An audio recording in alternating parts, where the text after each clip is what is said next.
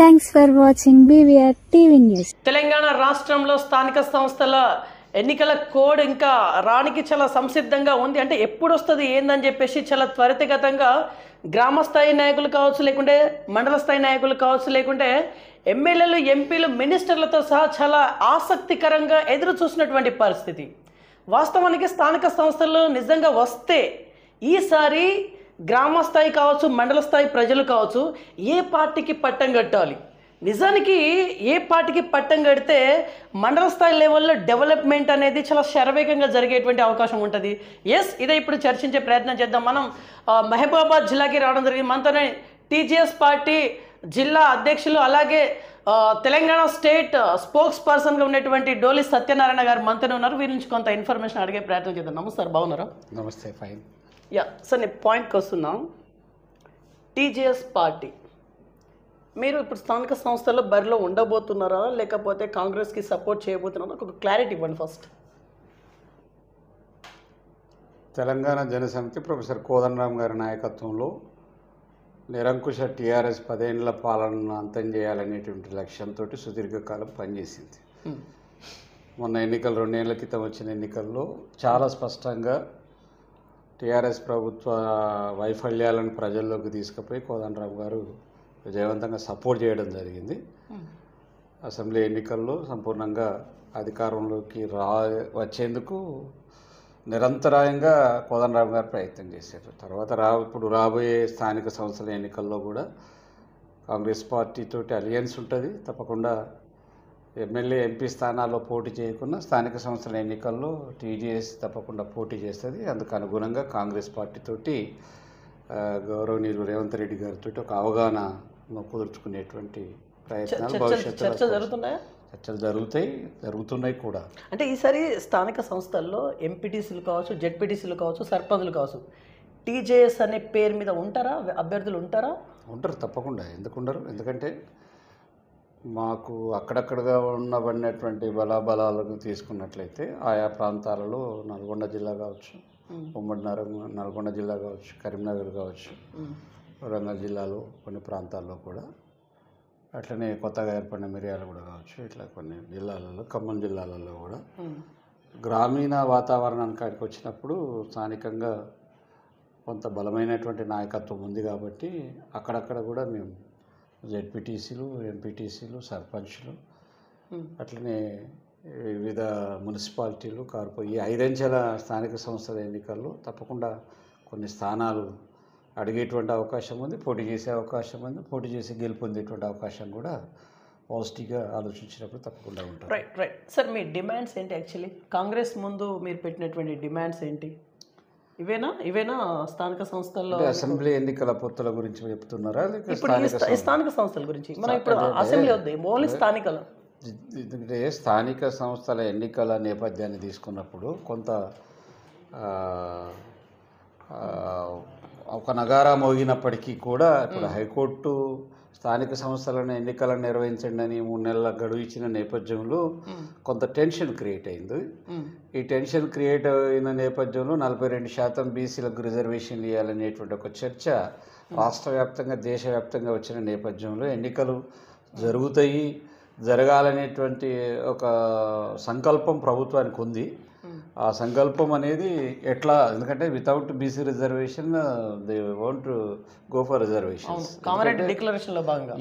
Congress party Kamareddy declaration చాలా స్పష్టంగా ప్రజలకు హామీ ఇచ్చింది కాబట్టి ప్రభుత్వం కూడా అంటే ఇప్పుడు కేంద్రము పార్లమెంట్లో చట్టం చేయాలనేటువంటి అంశం ప్రాతిపదిక మీద ఈరోజు తెలంగాణ స్థానిక సంస్థల ఎన్నికల రాజకీయాల వేడి ఢిల్లీ వరకు తీసుకుపోయినప్పుడు కూడా అందుకు మోడీ పార్లమెంట్లో చట్టం చేసేటువంటి ఉద్దేశం లేకపోవడం చాలా స్పష్టంగా కనపడతా ఉన్నది. ఎంపీలు కూడా అక్కడ కాంగ్రెస్ పార్టీకి సంబంధించిన ఎంపీలు ఓబీసీకి సంబంధించినటువంటి దేశవ్యాప్తంగా బీసీ రిజర్వేషన్లకు సంబంధించిన అంశం పార్లమెంటు దగ్గర చర్చ చేయడం కానీ, ధర్నా చేయడం కానీ జరిగిన నేపథ్యం. వేరే సీటు రాష్ట్ర ప్రభుత్వానికి వచ్చినప్పుడు రాష్ట్ర ప్రభుత్వం ప్రత్యేకంగా ఒక జీవో తీసి ఎన్నికలు పోయేటువంటి నేపథ్యం ఉంది. అది మరి ఇప్పుడు న్యాయస్థానాలకు సంబంధించినటువంటి రిజర్వేషన్ల ఇష్యూ వచ్చినప్పుడు 50% మించి రిజర్వేషన్లు ఇయ్యరాదనేటువంటి Balaji versus case of Mysore రాష్ట్ర కేసులో సుప్రీంకోర్టు ఇచ్చినటువంటి తీర్పు హర్డిల్గా కనబడతా ఉన్నది. అయినప్పటికీ కూడా బీహార్ కావచ్చు, కర్ణాటక కావచ్చు, తమిళనాడు కావచ్చు, more than 65 reservations they are provided that for basic reservations. అంటే ఇక్కడ ఈ రాష్ట్ర ప్రభుత్వం ఇప్పుడు రేవంత్ రెడ్డి కాంగ్రెస్ ప్రభుత్వము ఎట్లా ముందుకు పోతుంది అనేది కూడా we should wait until providing for that reservations. అంటే ఇప్పుడు 42 అనేది ఇంపాసిబుల్ అనేది అంటే యాజ్ పర్ లా తెలంగాణ స్టేట్లో ఇంపాసిబుల్ అనేది తెలిసిపోయేటట్టుగానే మనకు అర్థమవుతుంది, వెదర్ అయితే క్లియర్గా అర్థమవుతూ ఉంది. మరి స్థానిక సంస్థల్లో ఈసారి కాంగ్రెస్కి బ్రహ్మరథం పట్టరా బీసీల గురించి మీరేం అంటే 2 అంశాలు. ఇప్పుడు స్థానిక సంస్థల ఎన్నికల్లో బీసీలకు 46%, 42% రిజర్వేషన్ ఇవ్వాలనేది ఒక పాజిటివ్ దృక్పథం. అది రేవంత్ రెడ్డి చాలా డేరుగా, ఎందుకంటే గత ప్రభుత్వానికి ఈ ప్రభుత్వానికి ఉన్న తేడా చాలా బీసీల పట్ల చాలా స్పష్టంగా కనపడుతుంది. గత ప్రభుత్వం ఏం చేసిందంటే ఉన్న 27% రిజర్వేషన్ తీసుకొచ్చి 23లో తీసుకుపోయి గందరగోళం చేసింది స్థానిక సంస్థల ఎన్నికల్లో. కానీ ఈ ప్రభుత్వం ఏంటంటే చాలా స్పష్టంగా బీసీల రిజర్వేషన్ని అంటే కులగణన చేపట్టింది. కులగణన ఆధారంగా 56% పాపులేషన్ ఉన్న బీసీలకు 42% రిజర్వేషన్లు స్థానిక సంస్థల ఎన్నికలతో పాటు విద్యా ఉద్యోగ రంగాల్లో కూడా రిజర్వేషన్లు కల్పించాలనే 3 బిల్లుల ప్రతిపాదనను అసెంబ్లీలో పెట్టి అసెంబ్లీలో ఆమోదించి గవర్నర్ న్యాయ సలహా కోసం రాష్ట్రపతి వద్ద పంపినట్టుగా మనకు కనపడతాం. ఇందులో చిన్న లాజిక్ ఉంది. అంటే బండి సంజయ్ గారు ఒక స్టేట్మెంట్ ఇస్తూ ఉన్నారు, ఈ 42 అనేది క్లియర్గా బీసీలకే కాదు, ఇందులో ఇంక్లూడింగ్ ఓబీసీలకు ఉంది 10%, అంటే రిమైనింగ్ 32 అయినా బీసీలకు అని చెప్పేసి బండి సంజయ్ ఏంటంటే the fact is that beyond వాళ్ళు రాజకీయ పార్టీలు పొలిటికల్ ఎజెండా తోటి మాట్లాడితే బీసీలుగా myself I belongs to BC. Okay. రాజకీయ పార్టీలు రాజకీయంగా బీసీలను చూస్తే మాత్రం అది తీవ్రంగా మేము ఒక రకమైనటువంటి, ఎందుకంటే రిజర్వేషన్లు అనేటువంటి మత ప్రాతిపదిక కాదు. మండల్ కమిషన్ చెప్పినటువంటి డెఫినేషన్ ఏంటి అని అంటే సామాజికంగా, ఆర్థికంగా, రాజకీయంగా వెనుకబడినటువంటి బీసీలకు రిజర్వేషన్లు కల్పించడం అనేది ఒక ఆర్థిక ప్రాతిపదిక కాదు, అది సామాజిక ప్రాతిపదిక మీద. ఎందుకంటే తరతరాల నుంచి అనేక కులాలు, ఉపకులాలు, 300 కులాలు, 3000 ఉపకులాలుగా విభజితమైన భారత సామాజిక వ్యవస్థలో ఎస్సీ ఎస్టీలకు రాజ్యాంగపరంగా షెడ్యూళ్ళ ప్రకారము రిజర్వేషన్లు కల్పించబడ్డాయి. బీసీల కాడికి వచ్చినప్పుడు ఆయా రాష్ట్రాలు బీసీలకు రిజర్వేషన్ కల్పిస్తున్నాయి. అయితే ఇక్కడికి వచ్చిన తర్వాత మత ప్రాతిపదిక మీద రిజర్వేషన్ల అంశాన్ని బీజేపీ లేవనెత్తడం అనేది వాళ్ళకు ముస్లిమ్స్ల పట్ల ఉండబడినటువంటి ద్వేషం కావచ్చు, లేకపోతే ఈ కుల గణనలో బీసీల్లో భాగంగా ముస్లింలను చేర్చడం అందుకు వాళ్ళకి ఈర్ష్యాద్వేషం కావచ్చు. మేము అడిగేది ఏంటంటే 10 తీసేస్తే 42లో 10 తీసేస్తే రిమైనింగ్ 32 కదా అని చెప్పేసి వాళ్ళ మేజర్ ప్రశ్న. ఇప్పుడు బీసీ సపరేట్గా చేయాల్సి ఉండే బ్యాక్వర్డ్ అనే పదానికి అర్థం ఏంటి అంటే వెనుకబడతాను, అంటే సామాజిక వెనుకబడతాను. దాంట్లో ఉన్న ముస్లిమ్స్ కూడా బీసీలే, వాళ్ళు బీసీలు జాతీయ స్థాయికి వచ్చినప్పుడు ఓబీసీలు అవుతారు. వాళ్ళకు మతాన్ని అంటగట్టి ఈ బీసీల నుంచి తీసి వాళ్ళకు, అంటే రిజర్వేషన్ల లబ్ధి అనేది హిందువులే కాదు ముస్లింలు కూడా బీసీలకు సంబంధించిన, ఇప్పుడు షేక్లు ఉన్నాడు, నూరు భాషలు ఉన్నారు, వాళ్ళంతా కూడా బీసీలకు సంబంధించిన BC certificate they are claiming the BC reservation. వాళ్ళను మతపరంగా చేసి డివర్షన్ చేయడం అనేది అది బీజేపీ రాజకీయాలకు సంబంధించిన అంశం. చాలా తప్పు. బండి సంజయ్ వాదన కావచ్చు, కిషన్ రెడ్డి వాదన కావచ్చు, ఇప్పుడు కొత్తగా వచ్చిన బీజేపీ రాష్ట్ర అధ్యక్షుడు రామచంద్రరావు గారు వాదన కావచ్చు. వాళ్ళు అంటే ఇక్కడ బీసీల రిజర్వేషన్ కాడికి వచ్చినప్పుడు కాంగ్రెస్ పార్టీ లబ్ధి పొందుతూ ఉంది. కాంగ్రెస్ పార్టీ ముందుబడి బిల్లులు ఆమోదింపజేసి దేశవ్యాప్తంగా ఆందోళన చేసింది. రాష్ట్రంలో బరాబరిగా రిజర్వేషన్లు కల్పిస్తామని రేవంత్ రెడ్డి ప్రకటన చూసరికి బీజేపీ బెంబేలెత్తిపోతుంది. అంటే రానున్న రోజులలో తెలంగాణలో పాగా వేసే రాజ్యాధికారాన్ని, రాష్ట్రాధికారాన్ని చేకట్టాలనేటువంటి తపనకు ఇవాళ బీసీలు ప్రత్యేకంగా అడ్డుపడుతూ ఉన్నారు. అంటే బీసీ రిజర్వేషన్ల బిల్లు విషయంలో క్లారిటీ ఇవాళ టీఆర్ఎస్ కావచ్చు, బీజేపీ కావచ్చు దోబుజులాడుతూ ఉన్నారు. బీసీల రిజర్వేషన్ల పట్ల కాంగ్రెస్ పార్టీ చిత్తశుద్ధిని శంకించాల్సిన అవసరం లేదు. కాకపోతే ఏంటంటే ఇప్పుడు న్యాయస్థానాల జోక్యం జరిగితే బీసీ రిజర్వేషన్లు ఆగిపోతాయి. రేపు 3 నెలలలోపు హైకోర్టు ఇచ్చినటువంటి సూచనల మేరకు ఆదేశాల మేరకు బీసీ రిజర్వేషన్ అంటే స్థానిక సంస్థల ఎన్నికలు నిర్వహించాలని అవును డెడ్లైన్ ఈసీ అంశం కాడికి వచ్చినప్పుడు ఖచ్చితంగా ప్రత్యేకమైనటువంటి జీవోని తీసి శాసనసభ ఆమోదింపజేసి చట్టం చేసి రిజర్వేషన్లకు పోతే అడ్డు చెప్పేటువంటి అవకాశం ఉంది. కానీ ఎప్పుడైతే న్యాయ వ్యవస్థలు కనుక న్యాయస్థానాలు కనుక అడ్డు తగిలితే రిజర్వేషన్లు ఆగేటువంటి అవకాశం ఉంటుంది, స్థానిక సంస్థల ఎన్నికలే ఆగేటువంటి అవకాశం. కొంత ఇది గందరగోళానికి దారితీసేటువంటి అంశం. ఎందుకంటే ఒక పక్క రాజకీయ పార్టీల మధ్యన సమన్వయం లేదు, తర్వాత ఏంటి అంటే బీజేపీ, టీఆర్ఎస్, కాంగ్రెస్ ఇతర పార్టీల మధ్య సమన్వయం లేకుండా పోయేటువంటి పరిస్థితి. అంటే ప్రభుత్వం చేసే ఈ చట్టానికి రేపొద్దున శాసనసభలో సపోర్ట్ ఇస్తారా ఈ పార్టీలు, ఇయ్యరా అని. ఇవ్వకపోతే ప్రజాక్షేత్రంలో ప్రజలు రేపొద్దున స్థానిక సంస్థ ఎన్నికల్లో కాంగ్రెస్ పార్టీకి సంపూర్ణమైనటువంటి పట్టం కట్టేటువంటి అవకాశం ఉంటుంది. ఓకే, ఇప్పుడు బీఆర్ఎస్కి పట్టం కడితే బెటరా, బీజేపీకి పట్టం కడితే బెటరా, యాజ్ యూజువల్ ఈ కాంగ్రెస్? స్థానిక సంస్థల ఎన్నికలు అనేటువంటి సహజంగా ప్రభుత్వం అంటే స్టేట్లో ఏది ఉంటే అదేనా దరిదాపుగా మోర్ దెన్ 80%. కానీ దీంట్లో ఏంటంటే ప్రభుత్వ వ్యతిరేకత స్థానిక సంస్థల్లో పడ్డప్పుడు అవి మళ్ళా రానున్న శాసనసభల ఎన్నికల మీద ప్రభావితం చూపెడుతుంది. కాబట్టి సాధారణంగా 80-90% స్థానిక సంస్థల ఎన్నికల్లో అధికార ప్రభుత్వానికి అనుకూలంగా ఉండేటువంటి అవకాశం ఉంటుంది. ఎందుకంటే ఇప్పుడు అధికార పక్షం నుంచి ఎన్నికైన సర్పంచ్కును అనధికారంగా వేరే ప్రతిపక్షం నుంచి ఎన్నికైన సర్పంచ్కు తేడా ఉంది. నిధులను తెచ్చుకోవడంలో కావచ్చు, ఆయా గ్రామాలు, ఆయా మండలాలు, ఆయా మున్సిపాలిటీలు, ఆయా కార్పొరేషన్లు అభివృద్ధికి సంబంధించినటువంటి అంశం. అంటే లోకల్ బాడీకి సంబంధించినటువంటి 73-74 రాజ్యాంగ సవరణలు ఉన్నా, కేంద్ర నిధులు ఇచ్చినా స్థానిక సంస్థలకు సంబంధించినటువంటి సంపూర్ణ అధికారం అజమాయిషి రాష్ట్ర ప్రభుత్వానికి ఉంటుంది. కాబట్టి నిధుల పంపిణీకి సంబంధించిన అంశం కాడికి వచ్చినప్పుడు అధికార ప్రభుత్వానికి సంబంధించినటువంటి ఫేవరిజమే జరిగేటువంటి అవకాశం ఉంటుంది. పైపెచ్చు ఇప్పుడు బీసీల అంశం కావచ్చు, ఇంకా ఇతర అంశాలు కావచ్చు, కాంగ్రెస్ పార్టీ మేనిఫెస్టోలో చెప్పిన అంశాలను అమలుపరిచే విధానంలో కొంత స్థానిక సంస్థల ఎన్నికల్లో తప్పకుండా కాంగ్రెస్ పార్టీకి ఒక పాజిటివ్గా తిరిగేటువంటి అవకాశం ఉంటుంది. ఇప్పుడు ఇది అంటే లీగల్లీ ఇంపాసిబుల్ అని తెలిసినప్పటికీ, ఫర్ ఎగ్జాంపుల్ రేవంత్ రెడ్డి వర్గం కనుక 42కు అనుగుణంగానే మేము అభ్యర్థుల్ని నిలబెడతామని చెప్పేసి వాళ్ళు కనుక అంటే ఇది పాజిటివ్ వెబ్లోకి వస్తుందా? ఖచ్చితంగా వస్తుందా? ఖచ్చితంగా. బీసీలు ఎందుకంటే ఇవాళ బీసీల అంశాన్ని చట్టబద్ధత రాజకీయ రిజర్వేషన్, స్థానిక సంస్థల ఎన్నికల్లో రాజకీయంగా ఇచ్చే రిజర్వేషన్, ఇంకా విద్యాపరమైన రిజర్వేషన్లు ఇవ్వాలా, ఉద్యోగ రంగాల్లో కూడా రిజర్వేషన్. ఆ బిల్లులు పక్కన పెడితే ఇప్పుడు స్థానిక సంస్థలకు సంబంధించిన ఎన్నికల్లో బీసీలకు 42% ఇవ్వాలంటే ప్రభుత్వం రేపు జీవో తీస్తుంది చాలా స్పష్టంగా. అంటే దీనికి ఉన్న లీగల్ అంశాలు తీసుకొని బిల్లు, ఎందుకంటే ఇప్పుడు ప్రస్తుతానికి రాష్ట్రపతి వద్దకు పెండింగ్ ఉన్నాయి. గవర్నర్ రెఫర్ టు ది రాష్ట్రపతి అన్నాడు, గవర్నర్ ఆమోదించాడు.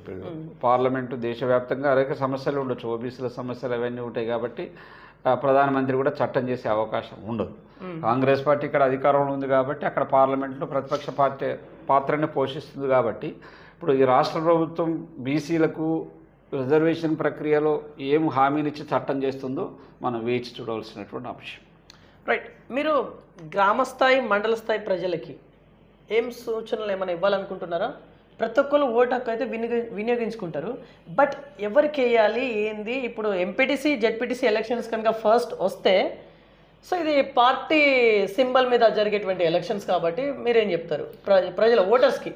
సాధారణంగా ఏంటి అని అంటే గ్రామ స్థాయిలో ఎన్నికలు అనేటువంటి సర్పంచ్ ఎన్నికలు వ్యక్తి కేంద్రంగా ఉంటాయి.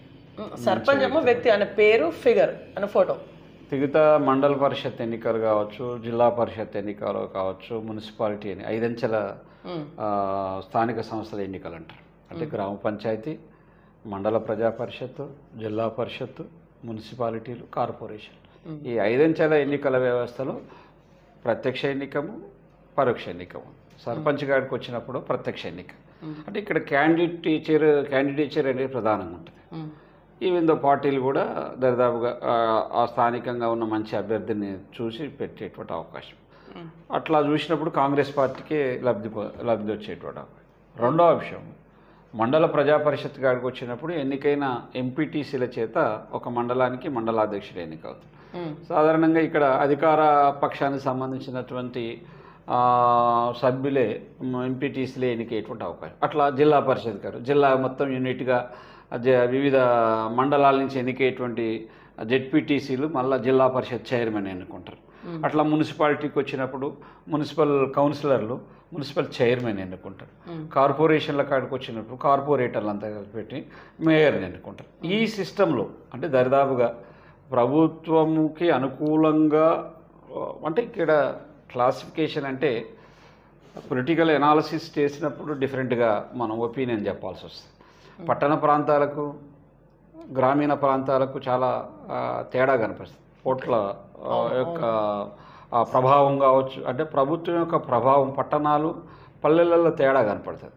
చాలా వరకు కూడా సంక్షేమ పథకాలన్నీ కూడా ఇప్పుడు ప్రభుత్వం అందించే సంక్షేమ పథకాలు రైతు రుణమాఫీ కావచ్చు, రైతు బంధు కావచ్చు, తర్వాత ఇతర ఉచిత బస్సు ప్రయాణం కావచ్చు, తర్వాత ఫ్రీ కరెంట్ కావచ్చు, తర్వాత ఇతర రంగాలకు సంబంధించినటువంటి ఎడ్యుకేషన్ సంబంధించిన ఇంకా ఇతర ఎరువులు ఇంకా ఇతర అన్ని రకాలుగా లబ్ధి పొందుతున్నప్పుడు గ్రామీణ ప్రాంతంలో ఇన్ఫ్యాక్ట్ ప్రభుత్వానికి అనుకూలంగా 80% పోయేటువంటి అవకాశం.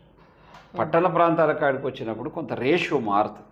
అందుకే కార్పొరేషన్ ఎన్నికల్లో ఇప్పుడు బీజేపీ ఉంది, కార్పొరేషన్ హైదరాబాద్ జిహెచ్ఎంసీ ఎన్నికలలో పాగేయాలని తప్పిస్తూ ఉన్నది. అది గ్రౌండ్ వర్క్ చేసుకుంటూ పోతారు. మున్సిపల్ ఎన్నికల కాడికి వచ్చిన కొంత బీజేపీ ప్రభావితం ఉండేటువంటి అంటే పట్టణ ప్రాంతాలకు కాయించినప్పుడు రిలీజియన్ ఆస్పెక్ట్ ఆఫ్ పాలిటిక్స్ తీసుకునేటువంటి అంశం వచ్చినప్పుడు చదువుకున్న వాళ్ళు ఉద్యోగస్తులు కొంత అట్లా సపోర్ట్ చేయదు. అంటే ఓట్ బైఫర్గేషన్ అనే చీలిక అనేది ఒక పట్టణ ప్రాంతాలలో ఎక్కువ జరిగేటువంటి అవకాశం ఉంటుంది. కాబట్టి ప్రభుత్వాన్ని ఇన్ ఫేవర్ ఆఫ్ అంటే 60-40గా మనం అనాలిసిస్ చేసుకోవాల్సి వస్తుంది. కానీ గ్రామీణ వాతావరణం మండల వాతావరణానికి వచ్చినప్పుడు more than 80% in favour of the గవర్నమెంట్గా రిజల్ట్స్ వచ్చేటువంటి అవకాశం. ఓకే, ఇప్పుడు డెవలప్మెంట్ విషయానికి వస్తే గ్రామ స్థాయి మండల స్థాయిలో చాలా శరవేగంగా డెవలప్మెంట్ జరగాలని అనుకుంటే ఇప్పుడు ఖచ్చితంగా స్టేట్లో ఉన్నటువంటి పార్టీ అభ్యర్థులకే ఖచ్చితంగా ఓట్ వేయాలి అని మీరు అంటున్నారా? దీన్ని బట్టి చూస్తే అంటే నిధుల పరంగా కావచ్చు, అన్ని రకాల డెవలప్మెంట్ జరగాలంటే ఎస్ ఆబ్వియస్లీ మనకి సహకారం ఉండాలంటే స్టేట్లో ఏదైతే ఇది ఒక ప్రధానమైనటువంటి అంశం. ఎందుకంటే ఒక గ్రామ సర్పంచ్ ప్రతిపక్ష పార్టీ నుంచి ఎన్నికైతే ఆయన ఎమ్మెల్యే దగ్గరికి పోలేడు, యాంటీ పొలిటికల్ ఇంక్యుబెన్సీ డెవలప్ అవుతాడు. ఆ సర్పంచ్ మనోడు కాదు కదా, ఎందుకు నీది ఆ ఊరికి ఎందుకు రోడ్డు ఇవ్వాలి, ఆ ఊరికి ఎందుకు నీళ్ళ చదువు, ఆ ఊరికి మురికాలు ఎందుకు ఇవ్వాలి, ఆ ఊరికి ఇంకా అంటే అభివృద్ధికి ఇప్పుడు రాజకీయ అభివృద్ధి వెనుక రాజకీయం ఉంటుంది, రాజకీయం వెనుక అభివృద్ధి ఉంటుంది. ఇప్పుడు ఉదాహరణకు కేంద్ర ప్రభుత్వం ఉంది, మోడీ ప్రభుత్వం. ఇప్పుడు మనోడు ఢిల్లీ తిరుగుతూ ఉన్నాడు రేవంత్ రెడ్డి, అనేక రకాల ప్రయత్నాలు ప్రతిపాదనలు అభివృద్ధికి సంబంధించినవి, మూసీ రివర్స్ ప్రాజెక్టు కావచ్చు, ఇతర నదుల అనుసంధానం కావచ్చు, ఇతర రింగ్ రోడ్లు కావచ్చు, అవుటర్ ఇది సంబంధించిన నిధులు అంత సీరియస్గా శాంక్షన్ చేయాలి. ఇప్పుడు అదే కేంద్ర మన ఎన్డీఏ గవర్నమెంట్కి సపోర్ట్గా ఉన్న చంద్రబాబు నాయుడు ఉన్నాడు, కావలసిన పులిచింతల ప్రాజెక్టు నుంచి పోలవరం ప్రాజెక్టు నుంచి అమరావతి వరకు 100,000 కోట్ల రూపాయలు ఇస్తుంది. ఎన్డీఏ భాగం ఇది ఉంటుంది. అందుకంటే ప్రభుత్వము ఫేవర్గా గెలిస్తే మనం నిధులు తెచ్చుకోవచ్చు, గ్రామాన్ని అభివృద్ధి చేసేటటువంటి కాన్సెప్ట్ ఓటర్లలో ప్రజలలో వచ్చింది, ఉండేటువంటి అవకాశం ఉంటుంది 100% అది. కాబట్టి ఇది రాజకీయంగా చూసినా అభివృద్ధి ప్రాతిపదికన అంతే కదా. ఇప్పుడు గెలుపొందిన రాజకీయ పార్టీ వాళ్ళ నియోజకవర్గాలు ఇప్పుడు టీఆర్ఎస్ గవర్నమెంట్లో చాలామంది ఎమ్మెల్యేలు బాగా strong MLA Harish Rao constituency ఉంది, సిద్దిపేట, గజ్వేల్ ఉంది ఒకప్పుడు కేసీఆర్ది, తర్వాత సిరిసిల్ల ఉంది, తర్వాత కేటీఆర్ది, తర్వాత కొప్పులీశ్వర్ది, తర్వాత ఇంకా హైదరాబాదు తీసుకోవచ్చు. ఇవన్నీ బాగా అంటే విపరీత 100,000 కోట్లు కేటాయించారు. హైదరాబాద్ నియోజకవర్గాలు ఉన్నాయి. ఇప్పుడు మన మహిబాద్ జిల్లా ఉంది, మాది ట్రైబల్ కాన్స్టిట్యున్సీకి సంబంధించినవి నిధుల కేటాయింపు చాలా తక్కువ ఉంటుంది, 100 కోట్లలో, అక్కడ 1,000 కోట్ల రూపాయలు. అంటే అధికార పార్టీకి సంబంధించినటువంటి బలమైన ఎమ్మెల్యేలు బలమైనటువంటి అధిక నిధులను తీసుకుపోయి ఆ నియోజకవర్గాన్ని డెవలప్ చేసుకునే అవకాశం. అంటే అధికారంతో అధికారంతో దగ్గరగా ఉన్నప్పుడు ఆ సర్పంచులు కావచ్చు, మండల ప్రెసిడెంట్ కావచ్చు, జిల్లా పరిషత్ చైర్మన్ కావచ్చు, ఇంకా మున్సిపల్ చైర్మన్ కావచ్చు, అక్కడ ఆ ప్రాంతాన్ని అభివృద్ధి చేసేటువంటి దృక్పథము వేరేగా చూడాల్సి వస్తుంది. రైట్.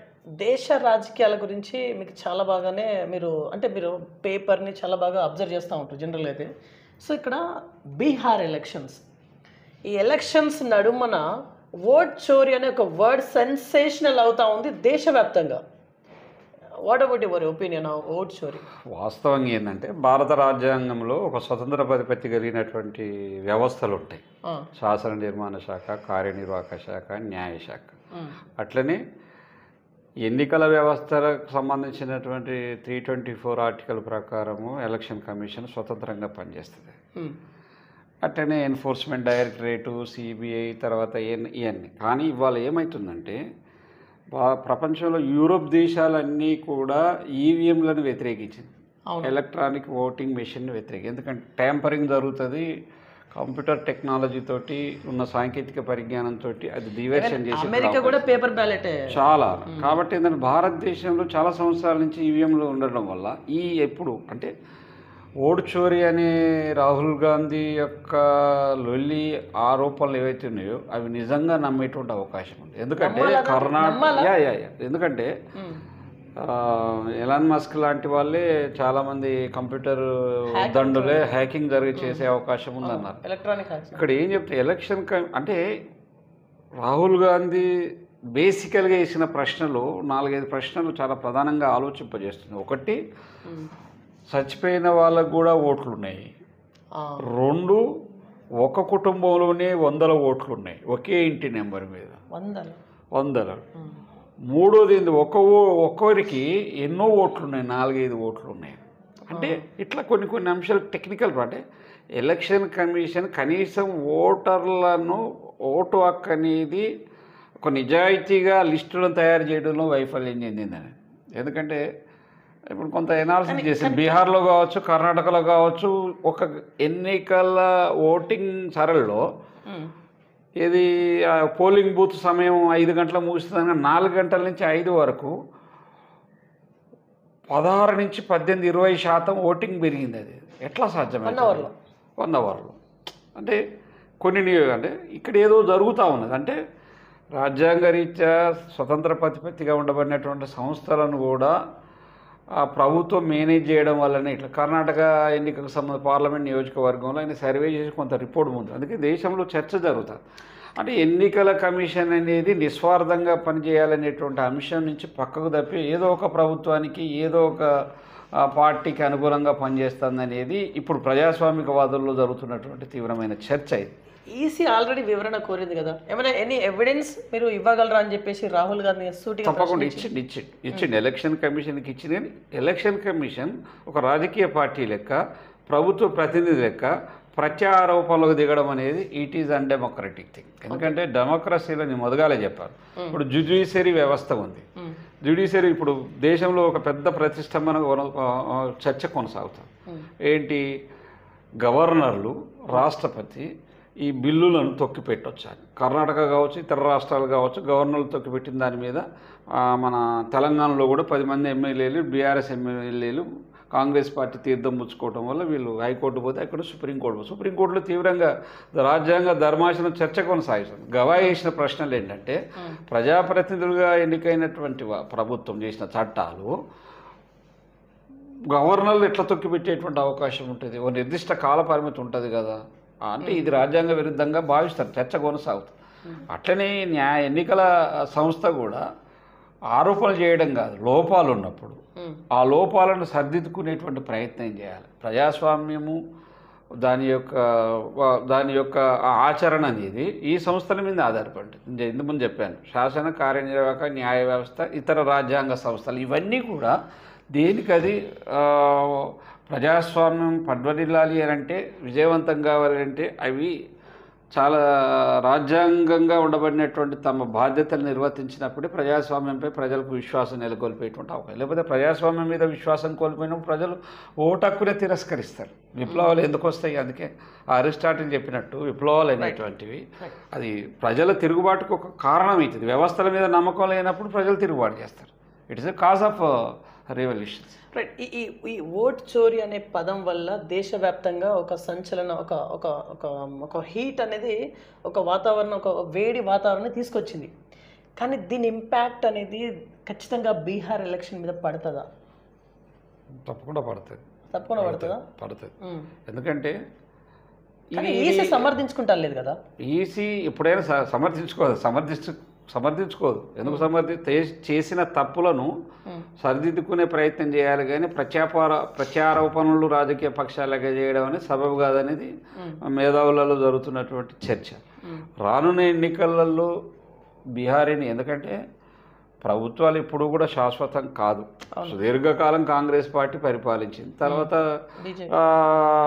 జనతా పార్టీ అధికారంలోకి వచ్చింది. జనతా పార్టీ అధికారంలో కుప్పకూలిపోయింది. ఎన్డీఏలు యూపీఏలు వచ్చినాయి, ఎన్డీఏలు వచ్చినాయి అనేక. ఇప్పుడు ఎన్డీఏ గవర్నమెంట్ నడుస్తూ ఉంది.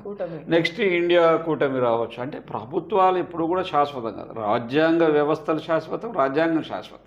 అందుకే ఎన్నికలలో ప్రజాస్వామిక విశ్వసనీయత కోల్పోయినప్పుడు, ప్రజాస్వామ్యం పట్ల అధికారం అనేది దుర్వినియోగం జరిగినప్పుడు, ప్రజాస్వామ్య వ్యవస్థ కూలినప్పుడు ప్రజలు తప్పకుండా ఆల్టర్నేటివ్ చూసుకుంటారు కదా. ఈ ప్రభుత్వంగా తప్పదు. మన ఉదాహరణకు ఇప్పుడు స్థానిక సంస్థల గురించి చర్చ జరుగుతుంది. పోయిన సర్పంచ్ బాగా పనిచేయలేదు, మనకు మంచి సర్పంచ్ చదువుకున్నాడు, మంచి అభివృద్ధి చేస్తారు గ్రామాన్ని, ఓటు మార్చు. అంటే ప్రజాస్వామ్యంలో ఓటే ఒక వజ్రాయుధం, ఓటే ఒక ప్రధానమైన అధికార మార్పిడికి అది ఒక ఆయుధం.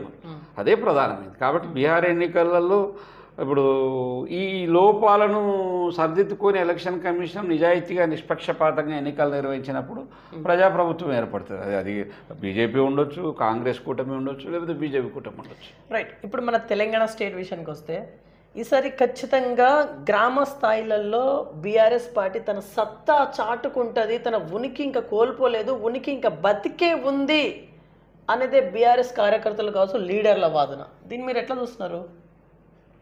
రాజకీయ పార్టీలు అనేటువంటి ఇప్పుడు ప్రధానమైన ఏంటంటే, ఒక 10 ఏళ్ళు ఒక 16-18 ఏళ్ళు ఉద్యమం చేసి 10 ఏళ్ళు అధికారంలో ఉన్న పార్టీ ఆర్థికంగా అనేక రకాలుగా ఇలా భారతదేశంలోని అత్యంత ఆర్థిక వనరులు ఉన్నటువంటి రాజకీయ పార్టీ ఏది? టీఆర్ఎస్. చాలా కావాల్సిన నిధులు ఉన్నాయి. ఇంకోటి ఏంటంటే కాంగ్రెస్ పార్టీ అఫ్కోర్స్ అది చెప్తే చాలా అసలు బీఆర్ఎస్ పార్టీకి సంబంధించిన ఆర్థిక వనరులన్నీ కూడా వివిధ రకాల కాళేశ్వరం ప్రాజెక్టే 1,30,000 కోట్లు. ఆయన ఎవరు మెగా కృష్ణారెడ్డిని బీబీసీ వాళ్ళు ఇంటర్వ్యూ చేస్తే పత్రికలు, నువ్వు ప్రపంచ కుబేర్ల స్థానంలో ఎందుకు వచ్చింది అనేది నాకు కాళేశ్వరం ప్రాజెక్ట్ అన్నాడు. అంటే వాస్తవంగా గత 10 ఏళ్ల కాలంలో విపరీతమైనటువంటి బీఆర్ఎస్ పార్టీ అధికారంలో అధికార దుర్వినియోగం, ఆర్థికపరమైనటువంటి స్కాములు ఇవన్నీ జరగడం వల్లనే బాగా బలోపేతమైంది. పార్టీకి దగ్గర కూడా ఆర్థిక వనరులు చాలా బలంగా ఉన్నాయి. రాజకీయంగా కూడా, ఎందుకంటే ఇప్పుడు మొన్న జరిగిన ఎన్నికలలో అసెంబ్లీ అధికార మార్పు జరిగింది. టీఆర్ఎస్ కేసీఆర్ బై రేవంత్ రెడ్డి అధికారంలోకి వచ్చింది అంటే the matter of 2% of vote, 2%, 1.9. అంటే దరిదాపుగా దాని క్యాడరు, దానికి ఉన్న బలమైన నిర్మాణాలు ఉన్నాయి, పోటీ పడతారు. గ్రామ స్థాయిలో నిర్మాణాలు టీఆర్ఎస్కి ఉన్నాయి, లేవని కాదు. ఈరోజు మత ప్రాతిపదిక మీద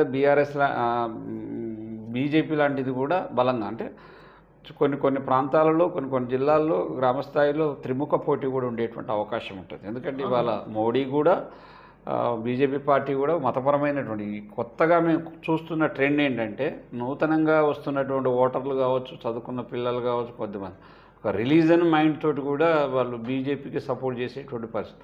అర్బన్, సెమీ అర్బన్ ప్రాంతాల్లో కూడా ఓటింగ్ సరళి అనేది రిలీజన్కి అనుగుణంగా ఉండి బీజేపీ ఫేవర్ అయ్యేటువంటి అవకాశం ఉంటుంది. అందుకే బీఆర్ఎస్ బలం లేదని చెప్పలేము. గ్రామీణ ప్రాంతాల్లోకి వచ్చినప్పుడు వాళ్ళు కొంత నాయకత్వాలు ఉన్నాయి, ఆర్థిక వనరులు కూడా ఉన్నాయి, వెదజల్లుతారు. అయినా కూడా కాంగ్రెస్ పార్టీకి ఫేవర్గా ఉండేటువంటి అవకాశం ఉంటుంది.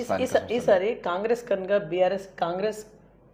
కన్నా బీఆర్ఎస్ఏ కనుక నెగ్గితే, స్థానిక సంస్థలు నెగ్గితే దీన్ని కాంగ్రెస్ ఏ రకంగా తీసుకోవాలి, ప్రజలు ఏ రకంగా తీసుకోవాలి, మీలాంటి ఇంటలెక్చువల్స్ ఏ రకంగా తీసుకోవాలి? వాస్తవంగా ఏంటంటే ఇది ఒక స్థానిక సంస్థల ఎన్నికల్లో గనక అధికార పార్టీకి సంపూర్ణంగా మెజారిటీ రాకపోతే, అంటే అధికార పార్టీకి అనుగుణంగా రిజల్ట్స్ ఎన్నికల స్థానిక సంస్థలు రాకపోతే, ఈ ప్రభుత్వం పట్ల ప్రజల యొక్క అభిప్రాయం, అంటే ప్రజాభిప్రాయం విరుద్ధంగా ఉందనేది రానున్న శాసనసభ పార్లమెంట్ ఎన్నికల మీద ప్రభావం పడేటువంటి అవకాశం. అంటే మనం భారతదేశంలో చాలా రాష్ట్రాల్లో తీసుకుంటే అధికార పార్టీ ఒకటి ఉంటే స్థానిక సంస్థల ఎన్నికల్లో ఆ పార్టీకి వ్యతిరేకంగా వచ్చినప్పుడు ఆటోమేటిక్గా ఆ ప్రభుత్వం మీద ప్రభావం, రానున్న ఎన్నికల్లో అసెంబ్లీ ఎన్నికల మీద ప్రభావం చేస్తే ఆ ప్రభుత్వం అధికారం కోల్పోయేటువంటి అవకాశం ఉంటుంది. అందుకే దరిదాపుగా స్థానిక సంస్థల ఎన్నికలలో ఆ ప్రభుత్వం అధికారంలో ఉన్న ప్రభుత్వమే తను మెజారిటీని తీసుకొచ్చుకునేందుకు ప్రయత్నం చేస్తుంది. సరే, ఈ ఇంచుమించు 20 నెలల పాలన, ప్రజా పాలన అని ఒక ట్యాగ్ లైన్ పెట్టుకున్నారు. ఓకే, మీరు కూడా అందులో భాగస్వామ్యులే, టీజీఎస్ పార్టీ కూడా. ఈ ఇంచుమించు 20 నెలల పాలన కరెక్ట్గా నడుస్తుందా? 6 గ్యారెంటీస్ అనే పేరు మీద నడుస్తుంది, కరెక్ట్గా నడుస్తుందా? తప్పకుండా. ఎందుకంటే ప్రజలు కాంగ్రెస్ పార్టీకి పట్టం కట్టిర్రు అని అంటేనే మెజారిటీ స్థానాలు కాంగ్రెస్ పార్టీ, అదే టీఆర్ఎస్ మీద వ్యతిరేకత అని చెప్పేసి ఒక మాట అన్నారు. ఈ 20 ఏళ్లలో కాంగ్రెస్ పార్టీ అనుకున్న మేనిఫెస్టోలో ఉన్న అంశాలను ఒకటొకటి, ఎందుకంటే రుణమాఫీ ఇయ్యలేరు అనేది దాదాపుగా 23,000 కోట్ల రుణమాఫీ చేసింది. రైతు బంధుని ఇవ్వగలుగుతున్నది. ప్రజా సంక్షేమానికి సంబంధించినటువంటి అనేక పథకాలు కూడా టీఆర్ఎస్ పార్టీ కంటే ఇంకా ముందుకు వచ్చి పనిచేయబోతుంది. అంటే కాంగ్రెస్ పార్టీ పట్ల ఇప్పటికిప్పుడు ఏదో వ్యతిరేకత వచ్చింది అనే అంశం మాత్రం ఇది 20 నెలల వ్యతిరేకత రాలేదా? వ్యతిరేకత అంటే ఆయా అంశాల పట్ల కొన్నిట్ల వ్యతిరేకత ఉండొచ్చేవో కానీ సంపూర్ణంగా తీసుకున్నప్పుడు మెజారిటీగా ప్రభుత్వ విధానాలు ప్రజా సంక్షేమానికి సంబంధించింది ఇతర పారదర్శకత అయితే ఒకటి స్పష్టంగా కనపడతాం. ఇప్పుడు వ్యతిరేకత అంటే సార్, ఇప్పుడు 100%లో ఒక 10% వ్యతిరేకత వచ్చింది అనుకుంటున్నారు, లేకుంటే 20% వ్యతిరేకత వచ్చింది అనుకుంటారు? 20 నెలల్లో ఎంత అనుకుంటారు మీ ఎక్స్పెక్టేషన్? అంటే ఇది ఇప్పుడు ఎన్నికలు ఒక కొలమానంగా తీసుకోవాలి. చర్చా వేదికలు వేరు, పత్రికలలో వ్యాసాలు వేరు, వివిధ సంఘాలు, రాజకీయ పార్టీలు, ప్రతిపక్షాలు, వివిధ గ్రూపులు, ఏది ప్రెజర్ గ్రూప్స్ అంటున్నాం, ప్రభుత్వాన్ని విమర్శించడం వేరు, ఉద్యోగస్తులు వేరుంటారు, కార్మిక వర్గాలు వేరుంటారు, తర్వాత విద్యార్థులు వేరుంటారు, విద్యా వ్యవస్థలు వేరుంటాయి, తర్వాత భిన్న భిన్న ప్రయోజనాలు కలిగినటువంటి రైతాంగ ప్రయోజనాలు వేరుంటాయి. ఈ కొన్ని వర్గాలకు న్యాయం చేయకపోవచ్చు ప్రభుత్వం, కానీ అనేక వర్గాలకు న్యాయం చేసేటువంటి ప్రయత్నం జరుగుతూ ఉంటుంది. కాబట్టి కొంత పారదర్శకత ఒకటేంటంటే ఈ ప్రభుత్వంలో చూసింది ఏంటంటే గత ప్రభుత్వానికంటే ఒక ప్రజాస్వామిక దృక్పథం ఏర్పడింది, స్వేచ్ఛకు వాక్ స్వతంత్రానికి ప్రాముఖ్యత ఏర్పడింది, ఎక్కడ కూడా ఒక నిరంకుశ పోకడలు అనేటువంటి లేవు, పారదర్శకత అనేది చాలా స్పష్టంగా, అవినీతి రహితంగా ముఖ్యమంత్రి ఏదైతే సాదా సీదాగా ఉండడం, ఇంతకుముందు లెక్క డాంబరికాలు పలకడము, లేకపోతే అధికార పరమైనటువంటి దర్పణం అనేది, అంటే ఆ దర్పణం కనపడలేదు. ఎందుకంటే కాంగ్రెస్ పార్టీలో మంత్రులు స్వేచ్ఛగా పనిచేస్తున్నారు, ముఖ్యమంత్రి కూడా స్వేచ్ఛగా పనిచేస్తూ ఉన్నాడు, ప్రజలకు ఒక పారదర్శకత ఉండేటువంటి అవకాశం ఉంటుంది. Sir, last and final question, interview ముగించే ముందు స్థానిక సంస్థలకి సన్నద్ధం అవుతున్నటువంటి ఓటర్స్, ఓటేద్దాం అని అనుకున్నటువంటి ఓటర్స్కి మీరు సూటిగా ఏం చెప్పాలనుకుంటారు? ఫైనల్ వన్ ఏం చెప్తారు? ఎన్నికల్లో ప్రతి ఓటరు నిజాయితీగా, నిష్పక్షపాతంగా, అవినీతి రహితంగా, ఓటుకు నోటు తీసుకోకుండా ఎన్నికలను మార్చే ప్రయత్నం యువత చేయాలి. ఎందుకంటే భారతదేశంలో, రాష్ట్రంలో, వివిధ రాష్ట్రాల్లో ఎన్నికలంటే డబ్బులు అంటేనే ఎన్నికలు, అధికారం. సాధారణంగా డబ్బులు తీసుకొని ఓట్లు వేయడం వల్ల ప్రజలు ఆ డబ్బులకు మరింత రెట్టింపు డబ్బులు సంపాదించే ప్రయత్నం రాజకీయాల్లో కొనసాగుతుంది. బిజినెస్ పాలిటిక్స్, లాభార్జన రాజకీయాల నుంచి బయటపడాలంటే యువత నిజాయితీగా పనిచేయాలి. బీరుకో, బిర్యానీకో, లేకపోతే ఆర్థిక అత్యాశలకో గురి కాకుండా నిజాయితీగా ఉండబడినటువంటి మంచి క్యారెక్టర్ ఉండబడినటువంటి వ్యక్తులను స్థానిక సంస్థలో ఎన్నుకోవాలి. వారి నుంచి కావాల్సిన సేవ. Politics means it is a service. రాజకీయాలు అనేటువంటి సేవకు సంబంధించింది. మరి ఈరోజు రాజకీయాలంటే సేవ కాదు, అధికార దర్పణం అని వేసుకునే బట్టలు, తోలుకొని ఎక్కే కారు, అధికార దర్పణంతో చూస్తున్నటువంటి రాజకీయాలను మార్చేటువంటి కెపాసిటీ యూత్కే ఉంటుంది. యువతులు ఎవరైతే యూత్ ఉన్నారో, ఎవరైతే యువజనులు ఉన్నారో, కొత్త ఓటర్లు ఉన్నారు, చదువుకున్న వాళ్ళు ఉన్నారు, కనీసం ఈ డెమోక్రసీ ఏంటి, రాజకీయాలు ఎందుకు ఉన్నాయి, రాజకీయాల సేవా దృక్పథంతో ఉన్నాయి, సేవ చేసేందుకే ఈ ప్రజాప్రతినిధి కావాలనేటువంటి సంపూర్ణమైనటువంటి అవగాహనతో ఓటు వేయాలి. ఓటు సోయితోటి వేయండి. ఎందుకంటే ఓటు సోయితోటి, కాన్షియస్ తోటి, తెలివితోటి ఓటును ఉపయోగించుకున్నాం. ఎందుకంటే అత్యంత ప్రజాస్వామ్యంలో అతి ప్రధానమైనటువంటి ఆయుధం, అణుబాంబు కంటే ప్రధానమైన ఆయుధం, అధికార మార్పిడి చేసే ఆయుధం నీ చేతుల్లో ఉంది. ఓటు ద్వారానే, ఓటుకే పుట్టే మన ఊళ్ళో ఉన్న సర్పంచ్ నుంచి దేశ ప్రధానమంత్రి వరకు కూడా మన ఓటుకు పుట్టే ప్రభుత్వాలు. ఓ ప్రభుత్వం పోయి ఇంకో ప్రభుత్వం వస్తుందంటే మనం బ్యాలెట్ బాక్స్లో వేసే ఓటే ప్రధానమైన, ఆ ఓటుకున్న ఇంపార్టెన్స్, ఆ ఓటుకున్నటువంటి ప్రాధాన్యత మనకు తెలియకపోవడం దౌర్భాగ్యం. ఇప్పటికీ కూడా గ్రామాలలో డబ్బులు, మద్యము, కులము, మతము, అధికార దర్పణంతో కొనసాగించేటువంటి పరిస్థితులలో ఇవాళ వస్తున్నాయి. కాబట్టి దీనికి విరుద్ధంగా స్థానిక సంస్థల్లో ఎన్నికలలో యువత పనిచేయాలని నేను పిలుపునిస్తా ఉన్నాను. రైట్. సో ఇది ఇవాళ ఇన్ఫర్మేషన్. చూసిన నేను BVR TV news. Until then bye, take care. నమస్తే.